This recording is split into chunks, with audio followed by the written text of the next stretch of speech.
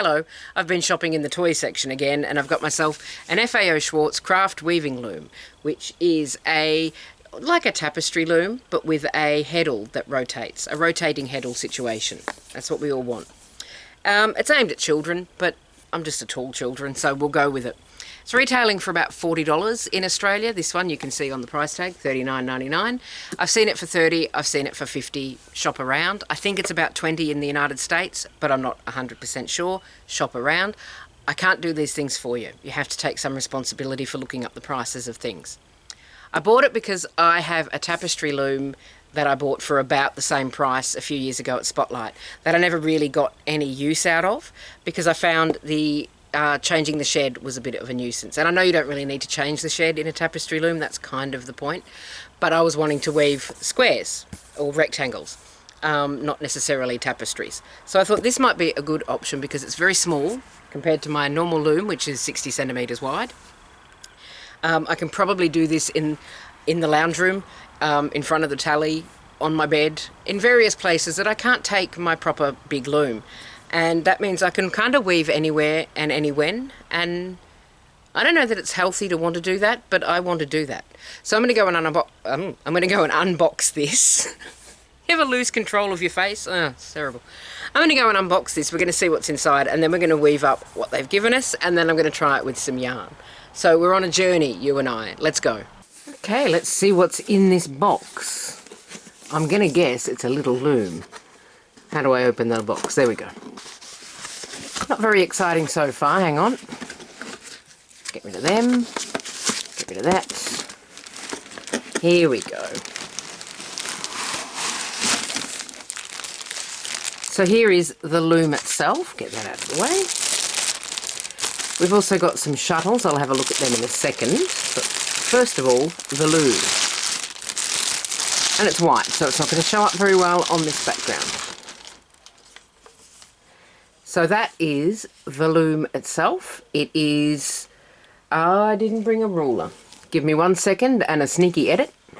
Okay, let's pretend I had that on me. So the weaving area is about 15 centimetres, just over 15 centimetres or 6 inches.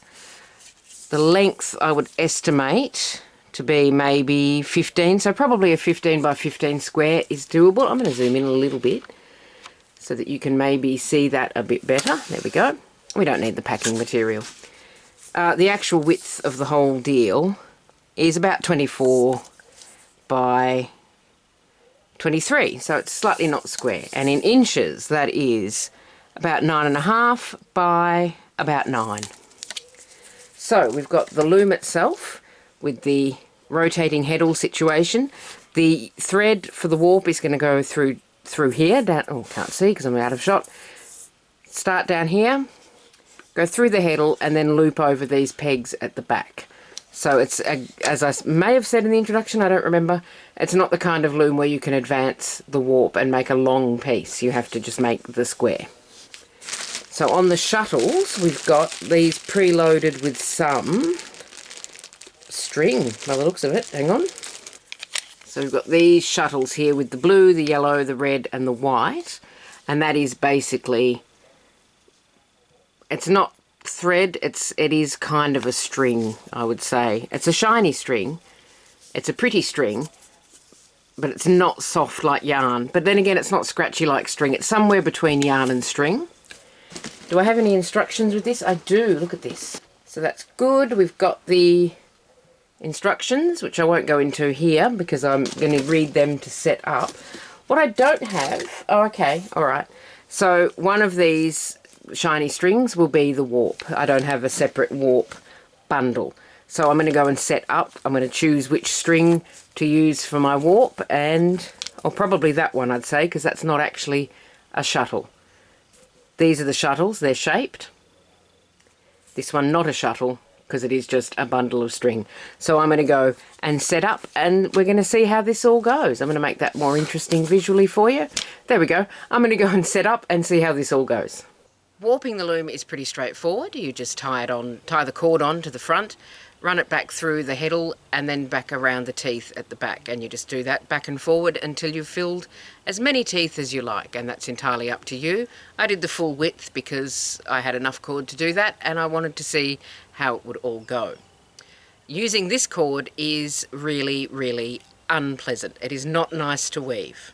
I can see why they've chosen this cord, because it is slippery and shiny, and so it does sit easily into place once you've woven with it. You can push it into place really easily, but it doesn't stay in place, and I think that that's a bit of an annoyance. That I say that like I didn't swear at it. It's also really stiff, so there's no sort of drape or give. So that's how the cord weaving came out. You can see that it's quite stiff, doesn't have any drape, and I think maybe I squished it down too much. You can see it's quite tightly woven there. But if you don't really squash it down, it just slips out of place almost straight away because it is so slippery. There's no grip on it, there's nothing to sort of keep it in place other than the sheer force of will. My edges are terrible. I haven't finished it off because these lengths were too short for me to bother tying up. I finished off on that end because those lengths were quite long. But that's how the cord weaves up. I think it's not the best choice to include in the kit because it is really unpleasant to weave with, and it is very stiff and unpleasant, and it doesn't sit where it's supposed to, and it shifts around, and it's kind of frustrating to use. So I thought, can you weave something else? I would hope so, because you only get a little bit of cord in the kit. So if you get the whole loom set up and then you can only ever make one little thing out of some shiny cord, that would be a rip-off. So I went and grabbed some cheap no-brand acrylic. I can't tell you the brand because I literally do not know. They don't have any bands on them. And that did work. So there were some issues with the acrylic, possibly because it's slightly thicker than the cord, but it does get caught in the heddle, and the inside of the heddle needs a good sanding if you're going to use anything other than something shiny like the cord that they provide. It would work, I think, with a good sanding, but it does catch in there, so you do need to make sure that you go along and lift it out as you weave, otherwise you end up with floats. I've got some floats on my amazing piece here.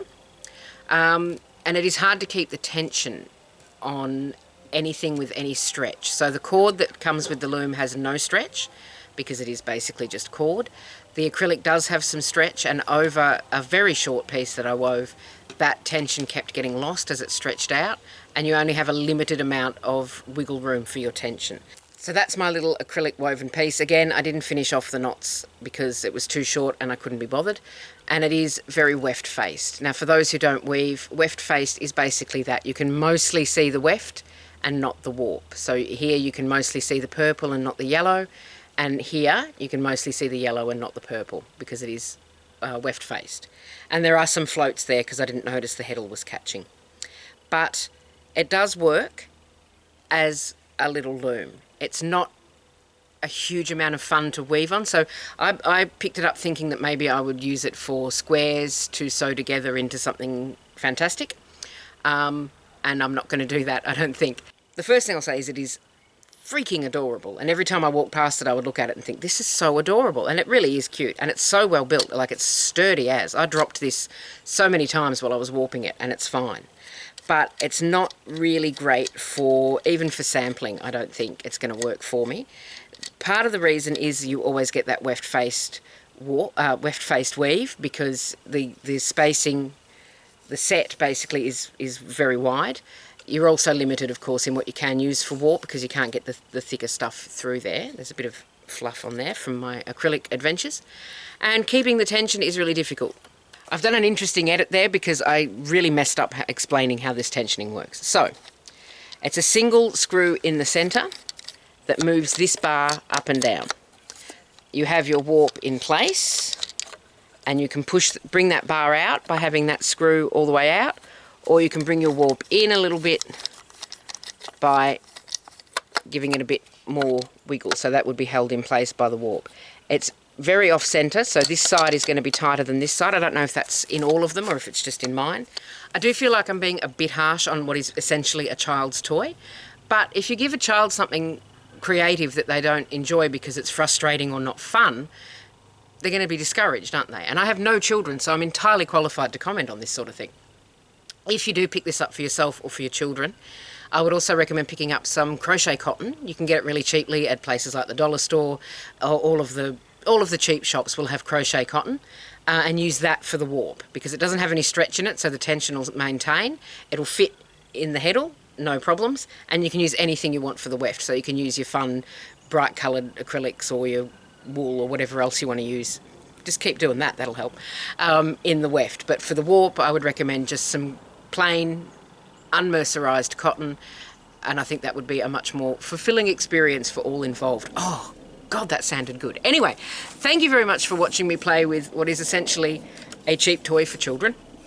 I've had a nice time with it. I'm stoked with how adorable it is, but I don't think it's going to work for sampling or for squares. You have a lovely rest of your week. I will see you next week with something else, and take care of yourself. Thanks for watching. Bye.